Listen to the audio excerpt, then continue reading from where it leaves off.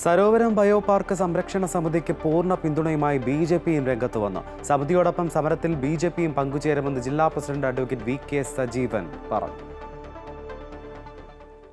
ഇത്രയും ഉള്ളിലേക്ക്, ഈ കണ്ടൽക്കാടിൻ്റെയും വെള്ളക്കെട്ടിൻ്റെയും ഒക്കെ ഉള്ളിലേക്ക് എങ്ങനെ JCB കടന്നു വന്ന് ഇവിടുത്തെ മരങ്ങളൊക്കെ പിഴുതിട്ട് കണ്ടൽക്കാട് നശിപ്പിച്ച് ഏതെങ്കിലും ഒരു സ്വകാര്യ വ്യക്തിക്ക് വേണ്ടി റോഡ് വെട്ടാൻ എങ്ങനെ സാധിക്കുന്നു? അപ്പോൾ അധികൃതർ മുഴുവൻ കണ്ണടക്കുകയാണ്. കോർപ്പറേഷൻ അധികാരികൾ, ഉദ്യോഗസ്ഥന്മാർ, ഉന്നത ഉദ്യോഗസ്ഥന്മാർ, കലക്ടറേറ്റുള്ള ജീവനക്കാർ എല്ലാവരും കണ്ണടക്കുകയാണ്. സത്യസന്ധരായിട്ടുള്ള ഉദ്യോഗസ്ഥന്മാർക്ക് മുന്നോട്ട് പോകാൻ വേണ്ടി സാധിക്കുന്നില്ല.